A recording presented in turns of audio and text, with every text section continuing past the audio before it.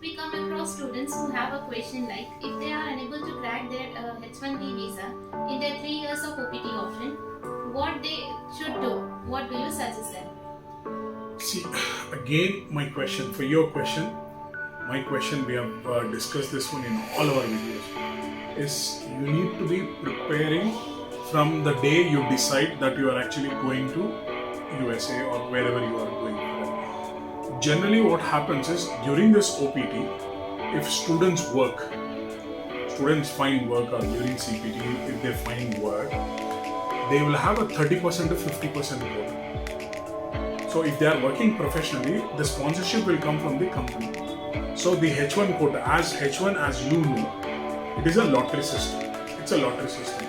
So students should be having the difference between applying from India and applying within US. If you are a US graduate, if you are graduated in USA or studied in USA and graduated, and you have done 3 years OPT, what do you mean by 3 years OPT? It means work. That means automatically there is a sponsor for you, there is a sponsorship letter for you, there is a support for you. So once you are applying for it, you will get 30 to 50% quota for within the country. So the chances of getting H1 visa is much higher. So coming back to your question again, stating that what if in this 3 years or 2 years if they don't get their H1 visa? Generally, students whoever go for this one, they will again take up a small diploma course for 9 months or 10 months or whatever it is, and then they try to get one more year, or else they have to come back to India.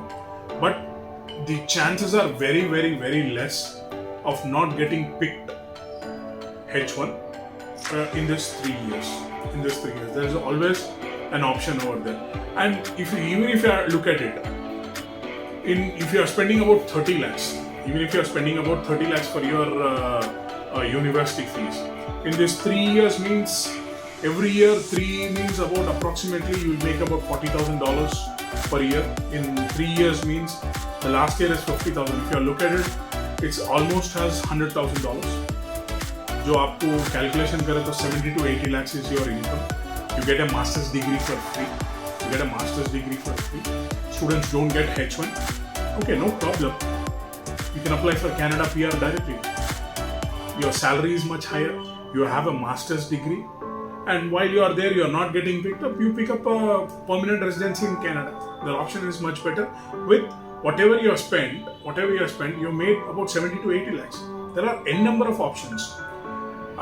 If there is COVID, if there is lockdown, not in our hands. But what in our hands is once they make a decision to go abroad. I'll tell you what, one more question is, or one more suggestion that I give it to our students is, in India there are millions of people or lakhs of people who can do one job perfectly. Okay, if you give them a task, if you give them certain work, they will do brilliantly and they are experts in it. Now, what's the difference between these people and you in the future is, once you study abroad or once you are exposed to that kind of a culture, you will do the same job in 100 different ways. Whereas in India, they can do one job one way perfectly. But you will do the same job in 100 different ways. For example, what used to be a barber now is a stylist. What used to be a tailor is now a boutique owner or a fashion designer. How does the difference came? It's all about education. So everything changes. So once you go abroad, options will be much higher. You know how much money that you will earn. Here in India, people say like, sir, I can get the same salary. Okay, you make about 1 lakh. It takes to reach 1 lakh salary. How much time does it take? 5 years, 10 years? So you are 10 years time you make 1 lakh per month.